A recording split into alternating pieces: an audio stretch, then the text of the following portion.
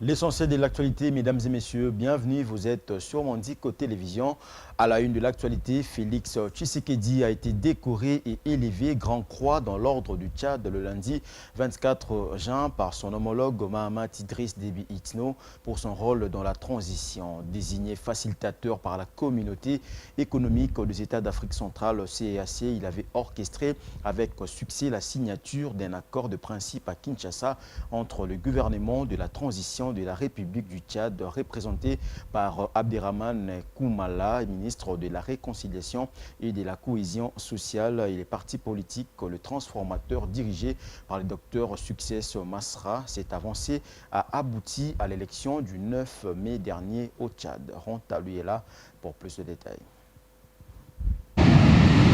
Félix Antoine Tshisekedi a séjourné en N'Djamena au Tchad pour une visite d'État. Facilitateur du processus de transition tchadienne, désigné par la Communauté économique des États d'Afrique centrale, CEEAC, à la suite de la disparition tragique du maréchal Idriss Déby Itno en 2020, le chef de l'État congolais a été élevé à la dignité de Grand Croix dans l'ordre national du Tchad le lundi 24 juin 2024 au cours d'un dîner d'État offert en son honneur par son homologue Mahamat Idriss Déby Itno. L'aboutissement de ces processus a été marqué par l'organisation des élections présidentielles du 6 mai 2024, la prestation du serment et l'investiture le 23 mai 2024 du président Mahamat Idriss Déby en tant que chef d'État démocratiquement élu de la République du Tchad, mettant ainsi fin à 3 années de transition. Notre transition a été particulière. Elle a été menée dans des conditions exceptionnelles et rien n'était gagné d'avance.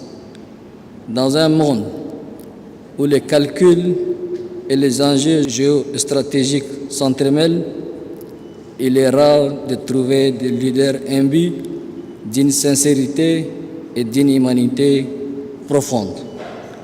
Le président Félix Tshisekedi a été l'un de ceux qui ont eu une compréhension lucide de la situation, avec pour seule intention d'aider le Tchad à se relever. Chers frères, vous avez fait preuve d'une disponibilité sans pareille pour réunir les conditions permettant de conduire à bon port notre transition. Vous avez été plus qu'un facilitateur. En effet, vous avez été l'âme et le cœur de ces pourparlers. Cette décoration constitue la plus haute distinction honorifique dans l'échelle de mérite de l'ordre national du Tchad, en croire Félix Tshisekedi. Cette marque de distinction rassure sur la volonté de vouloir vivre collectif des hommes et des femmes de ces pays, peu importe leurs divergences d'opinion. En acceptant cette décoration, je rends hommage à l'esprit de collaboration et de solidarité qui unit nos nations, ainsi qu'à la détermination de chacun de nous à bâtir un avenir meilleur pour notre continent. Le processus de transition en République du Tchad est un témoignage éloquent de cette solidarité africaine, d'un éveil africain que plus rien ne pourra arrêter. L'accord visait à faciliter le retour au Tchad du président du parti politique Les Transformateurs ainsi que tous ceux qui avaient dû quitter les territoires tchadiens en raison des événements malheureux survenus le 20 octobre 2022.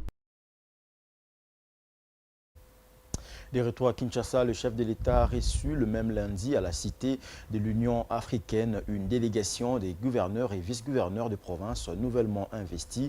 Il était question de présenter les civilités et recevoir du garant de la nation les orientations concernant la gestion de leurs entités. Ronta Louiela revient une fois de plus dans ses commentaires.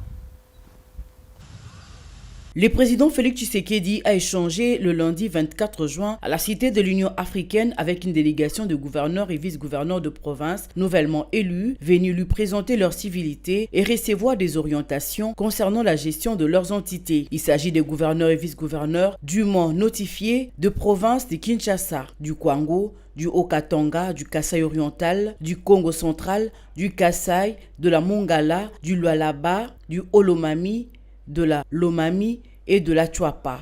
S'exprimant au nom du groupe, le gouverneur du Haut-Katanga, Jacques Kiaboula Kiatoué, a révélé que le chef de l'État leur a demandé d'être des gouverneurs qui répondent à sa vision. À l'en croire, il veut voir des gouverneurs qui sont sur le terrain et non pas dans des bureaux. Oui, nous venons d'être reçus par le président de la République, chef de l'État, Félix-Antoine Tshisekedi. Comme vous le savez, nous sommes gouverneurs de province, nouvellement élus et investis par ordonnance présidentielle. Et c'est la première fois que nous venons le voir, premièrement pour présenter les civilités en tant que gouverneur de province, mais plus pour avoir des instructions en ce qui concerne sa vision, en ce qui concerne le programme qu'il a, et nous, en tant que ses représentants en province, et donc il était important que nous puissions être fixés. Et les instructions ont été données claires. Le chef de l'État voudrait voir des gouverneurs qui répondent à sa vision et des chefs de l'État, plutôt des gouverneurs qui sont sur terrain et non dans des bureaux. Bien avant cette rencontre, le vice-premier ministre, ministre de l'Intérieur, Sécurité, Décentralisation et Affaires coutumières, Jacquemain Chabani Louko, a informé le Conseil qu'au total, 15 gouverneurs de province élus et investis par ordonnance présidentielle ont été notifiés pour entamer effectivement leur mandat à la tête de leur juridiction. Lors d'une session d'information avec le gouverneur et vice-gouverneur nouvellement élus, le nouveau ministre des tutelles a mis l'accent sur la sécurité et le développement local. Sur les plans sécuritaires, il a recommandé des renforcements de la sécurité des frontières et le respect de l'ordre public. Cela passe, selon lui, par la mise en place d'une gouvernance sécuritaire à travers un comité de sécurité provincial et local regroupant le service étatique de sécurité et les associations de la société civile concernées. Les gouverneurs doivent également veiller à la rétrocession en faveur des entités territoriales décentralisées qui étaient jusqu'alors des parents pauvres. Le respect du nombre de ministres doit être respecté, pas plus de 10. Lors de la composition de gouvernements provinciaux, le renforcement de la coopération interprovinciale et la relance de l'association de provinces comme cadre d'échange pour le province sont parmi les recommandations faites par le ministre de l'Intérieur. Dans l'actualité également, instituée depuis 1967, la Journée nationale des poissons est une occasion de valoriser les acteurs de la filière, sensibiliser à la ressource halieutique et promouvoir les produits locaux. C'est dans cette optique que le président de la République a visité le lundi 24 juin le débarcadère à l'âge-dire de Kinkole où les travaux sont en arrêt depuis quelques temps. Ranta lui est là pour plus de précisions. À l'occasion de la célébration de la 57e journée nationale du poisson, le président de la République, Félix-Antoine Tshisekedi Tshilombo, a effectué une visite le lundi 24 juin 2024 au débarcadère intégré de Kinkole dans la commune de Lansele, dont les travaux sont à l'arrêt depuis 2 mois à la suite de la montée des eaux du fleuve durant la saison de pluie. Félix Tshisekedi est venu s'enquérir de l'évolution des travaux de ces ports de pêche en vue de son inauguration dans les prochains jours, a dit Jean-Pierre Tshimanga, ministre de la Pêche et l'Élevage. À l'en croire, le chef de l'État s'est dit satisfait de l'avancée des travaux et l'a instruit pour la livraison des intrants aux pêcheurs de Kinkole et de Kisangani, province de la Chopo, de la semaine prochaine. Dans les soucis de redynamiser et de professionnaliser la filière pêche en RDC, le président de la République, Félix-Antoine Tshisekedi Tshilombo, avait décidé de construire un port de pêche dans la cité de pêcheurs de Kinkole, dans la périphérie est de la ville de Kinshasa. Cette initiative procède aussi de son souci de favoriser la production et la consommation locale. Parlons à présent de la situation sécuritaire qui prévaut dans la partie est de la RDC. Près de 160 déplacés de guerre ont subi des interventions chirurgicales à Goma, au Nord Kivu, à l'est de la République démocratique du Congo. Ils en ont bénéficié grâce à la campagne médicale organisée par l'ONG Upright Africa avec l'appui du gouvernement provincial du Nord Kivu. Ces hommes et femmes dépourvus de tout à cause de la guerre sont nombreux à vouloir se faire opérer, mais les moyens financiers ne permettent pas. L'occasion pour le gouvernement provincial de lancer un SOS aux hommes de bonne volonté pour appuyer cette campagne médicale. Les détails dans cet élément.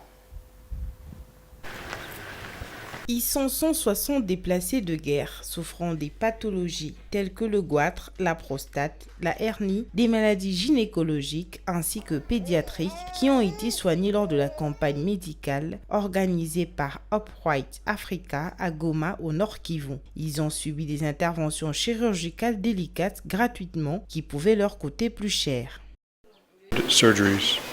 Nous sommes Upright Africa, nous sommes une organisation médicale.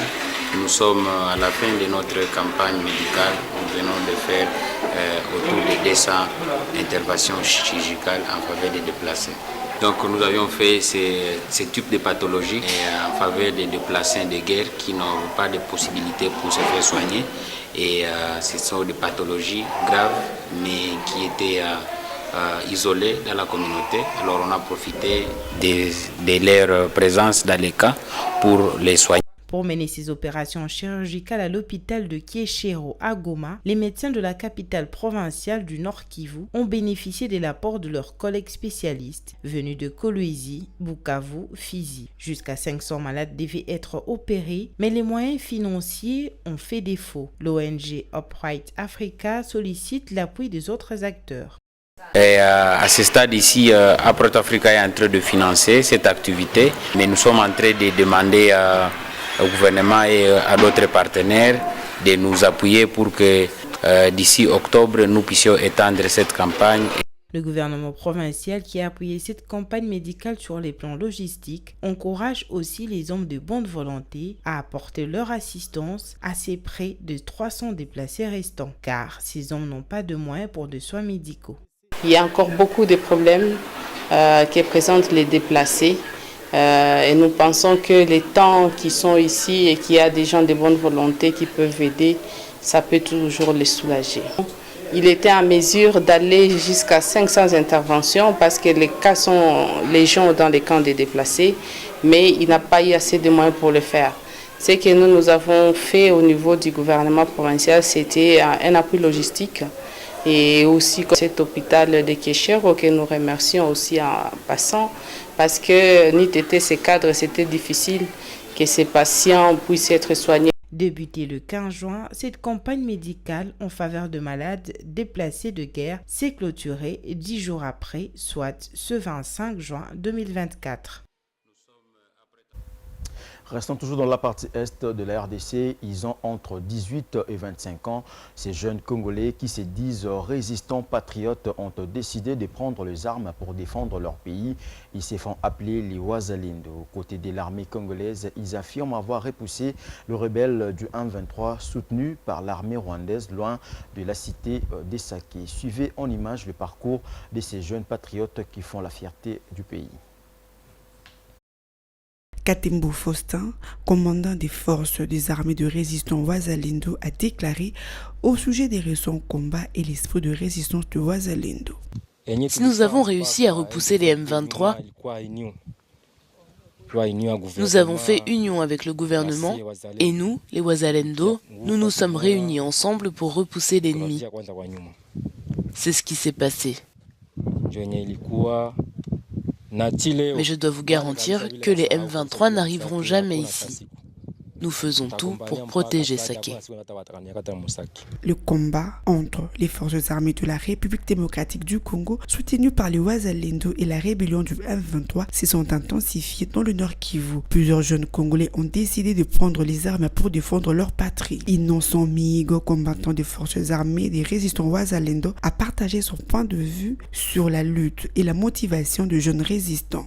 Si j'ai décidé de prendre les armes, c'est pour défendre mon pays, honorer le drapeau national et donner de l'espoir à mes compatriotes congolais. Ils doivent comprendre que nous nous battons pour défendre la nation avec amour et unité. Les organisations de défense des droits de l'homme dans le pays reconnaissent l'esprit patriotique qui anime ces jeunes.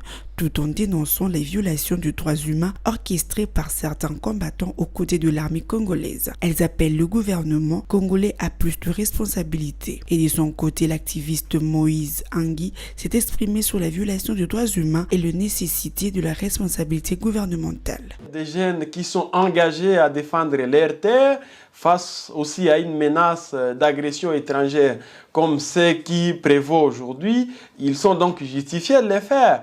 Mais faudrait-il ici déplorer le fait que certains d'entre eux sont en train de commettre des actes qui sont aussi contraires à la loi, pour la nécessité pour le gouvernement congolais d'encadrer et de faire en sorte que ces jeunes soient surveillés. La cité de Saké s'est vidée de ses habitants depuis quelques mois, désormais comparée à une cité fantôme. Située à une vingtaine de kilomètres à l'ouest de Goma, Saké est considérée comme le dernier verrou sécuritaire de Goma. Le résistant Wazalendo patrouille chaque jour pour éviter, jeudi, le Conseil de sécurité de l'ONU a condamné dans le terme les plus fermes la plus récente série d'attaques perpétrées par le rebelle du M23 qui ont fait des victimes civiles et blessé un casque bleu de la MONUSCO.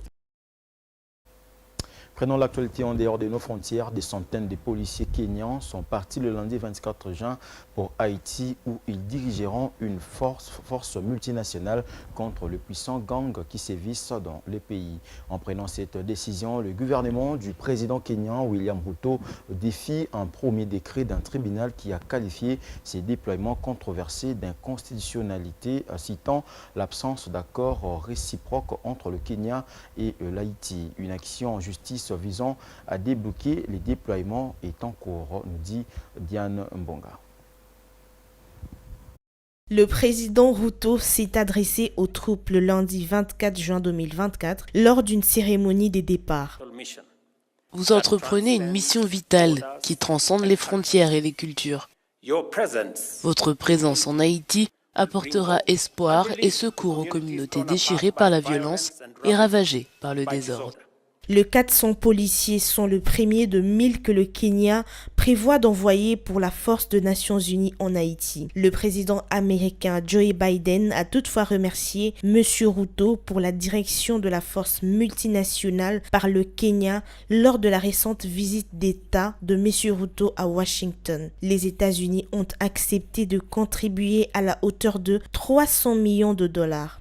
Votre performance dans cette mission doit être une déclaration ferme de la capacité et de la contribution du Kenya à la paix et à la sécurité mondiale, et une réponse claire aux sceptiques et aux récalcitrants quant à votre compétence, votre intégrité et votre professionnalisme, ainsi qu'aux références de notre nation. Plus de 2500 personnes ont été tuées ou blessées au cours de 3 premiers mois de l'année en Haïti. La flambée de violence a commencé fin février et a entraîné le déplacement de plus d'1 million de personnes. Les gangs contrôlent désormais au moins 80% de la capitale Port-au-Prince et de routes principales. Coincés à l'extérieur du pays, alors que l'aéroport international était fermé, le Premier ministre Ariel Henry a été contraint de démissionner. C'était là un commentaire de Diane Mbonga. Place à présent à la revue de presse.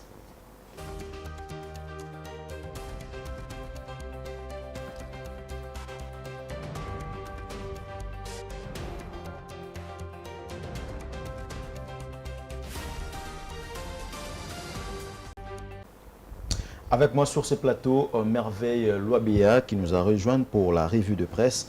Bonjour Merveille. Bonjour Vini. À la une de l'actualité, le chef de l'État a visité le débarcadère des Kinkoli à l'occasion de la journée des poissons.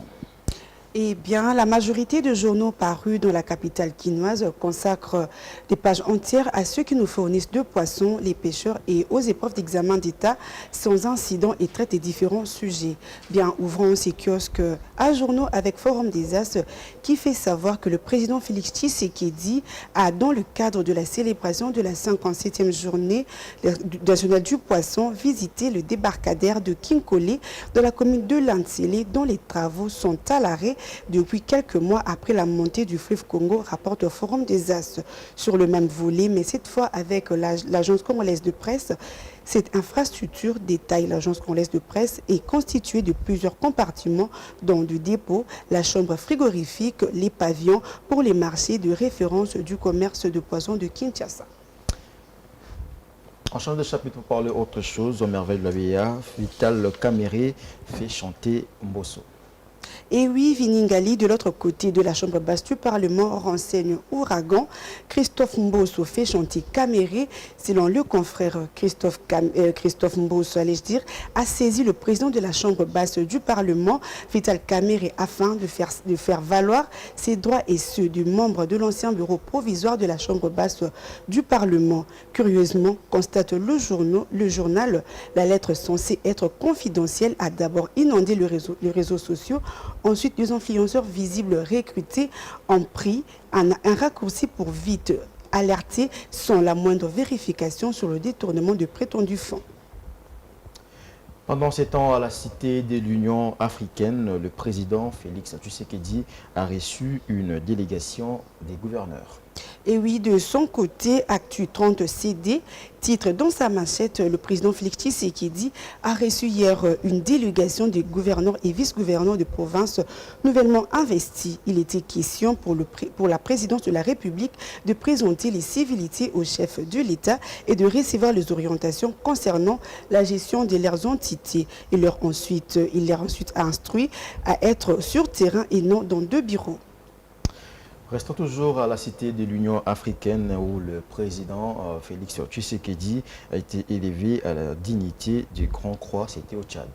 Revenons sur le quotidien, Ouragan qui titre Tchad, président Tshisekedi élevé à la dignité Grand Croix. Ce média nous renseigne qu'il a été décoré hier lundi soir au Tchad pour son rôle dans la transition qui a pris fin l'élection de Mahamat Idriss Déby Itno le 9 mai dernier. Bouclons cette revue de presse avec la justice. L'audience de présumé auteur du coup d'État manqué du 19 mai attendu, c'est mardi 25 juin 2024. Et oui, clôturons cette revue en abordant la question sécuritaire avec actualité.cd qui rapporte que ce mardi, une audience déterminante se tiendra à la prison militaire de Ndolo. Les accusés de l'attaque du 19 mai contre la résidence de Vital Kamere, le palais de la Nation à Kinshasa, connaîtront la suite de cette affaire. L'audience sera marquée par un jugement avant dire droit. Une décision cruciale précède l'état détaillé de fait. Lors de cette audience, le juge rendant un jugement avant dire droit, une décision prise avant d'entrer dans le fond de l'affaire.